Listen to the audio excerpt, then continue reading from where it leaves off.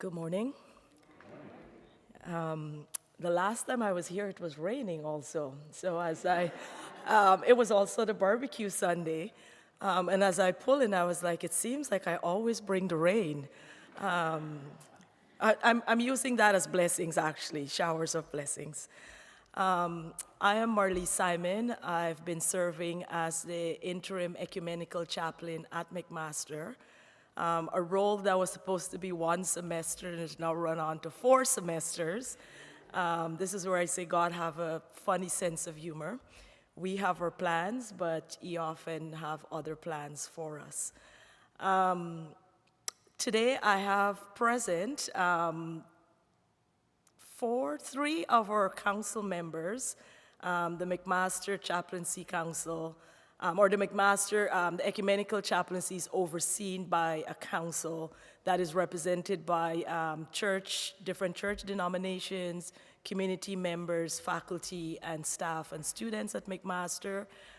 So today Sonia Hines is with us. You all know Chris and Rosemary, who is amazing on our council and bring good energy and good vibes. Evan, I liked your sermon, Lost and Found. I think it encapsulates what the chaplaincy at McMaster, the McMaster Council chaplaincy, what I think it's all about. Our council or our chaplaincy, the ecumenical chaplaincy, provide a place for all students, but in particularly what I found in the last probably 18 months of being in this role, the students who feel that there is no place that they can call home on campus. There's no place where they can be themselves. There's no place where they can actually go and freely talk to somebody despite what is happening, whether they're wanting to leave the faith or returning to the faith, whether they're looking at their gender or sexuality and think their faith will never understand. Those are the students who have called the ecumenical chaplaincy and the different programs that we run home.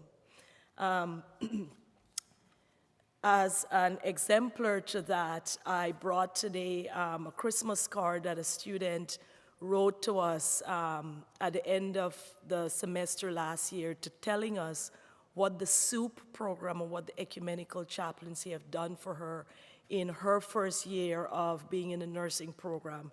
I won't read all of it because it was a full card.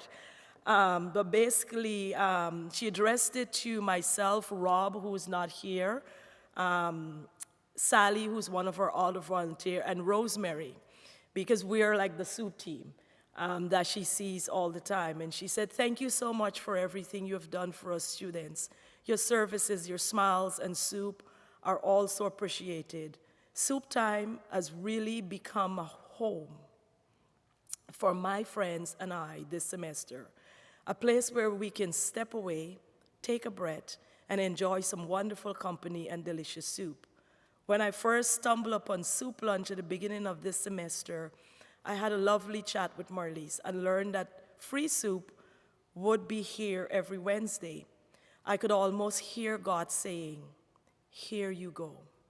I'll take care of you.' And He has, through soup time. He has provided me with not only warm, healthy meal when I might not otherwise eat lunch, but a welcoming space that I can invite my friends of all different faiths, where we can have open conversations about faith, life, and everything else." And as I was listening to Evan speak on Lost and Found, this student not only found home so soup is every Wednesday. And how we describe soup is an opportunity to pause in the middle of your week, in the middle of your day, and break bread with friends. I think we need to change that narrative slightly, not with friends, but a place where you also find friends. Because a lot of students are, for want of a better word, and it's not in any derogatory way, they're loners. They're the one who is always searching.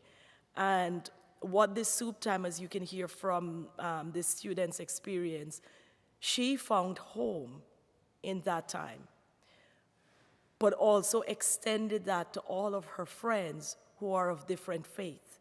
And I know this group really well. In this group, they are people who strongly believe, who have a strong faith. They're Muslim students, and they're other students who God for them is, I'm not too certain. But they still, in that common moment, they still find a place to call home. And this is where I want to thank the United Church of Canada, but more importantly, Westdale United Church, because you continuously donate to the ministry at the McMaster Campus Ministry Council, and it's because of your donation, sometimes even because of your prayers, your volunteerism, is that Chris and Rosemary and Rob is on council, all three of whom volunteered their time. For a matter of fact, Rosemary is our chief bottle washer, as we would say in Guyana. She is the, once Rosemary walks in, she takes over the soup kitchen and runs everything. And I'm particularly thankful for Rosemary's leadership, because otherwise I would not have been able to serve in a proper, intentional way in this role, because I also have 3 other roles and I'm in school. So Rosemary have really stepped up and provide a confident way in ensuring that this ministry is carried out. So that's bringing it home to Westdale United on how powerful your contribution is. You may not be contributing financially, but just your prayers and your presence, and even allowing me to come and stand here in this moment, is a way of supporting the McMaster Chaplaincy Council. This year, I'll wrap this up, this year, or this semester that's coming to an end, we were able to run 2 additional programs that's never been run in chaplaincy. One, it was a wellness week, and the whole aim of Wellness Week was to ensure that students actually have an extended time to pause, but a moment to de-stress, to just learn about themselves and to connect with other students. A lot of this was collaboration with other student groups on campus. And it was a week of activities where we did make your own hand cream, so it's kind of like a de-stressing moment. We had upcycle night, which is a tote bag upcycle. So we had a vendor, somebody in the community that I know, made tote bags out of old jean material, and then the students came and decorated those. And I think there were, like, Rosemary, you would say probably about 50 students. Yeah, that showed up. And that same night we also had make your own jewelry pendant, which Rosemary participated in. We also had decorate your own cookies for Valentine, which the students love, and it was an opportunity for them to connect and kind of see a deeper meaning of love outside that romantic love around Valentine, the love of others and of community. And then the last thing, as I wrap up, we had for Black History Month for the very first time, transformed all of the hallways on the 2nd floor where the chaplaincy office is situated, and had some curated art that was done by Black artists.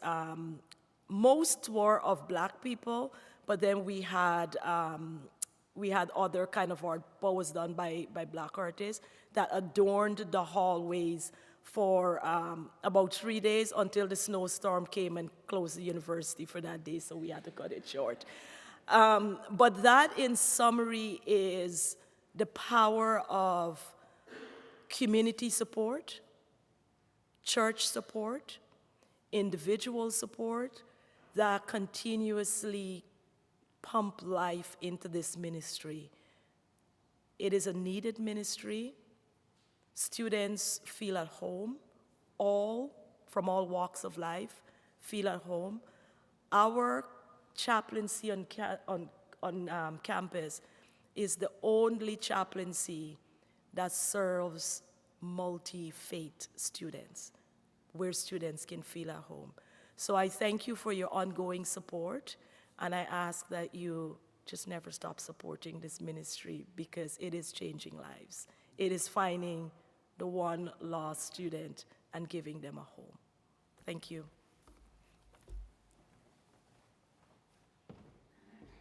Thanks, Marlice.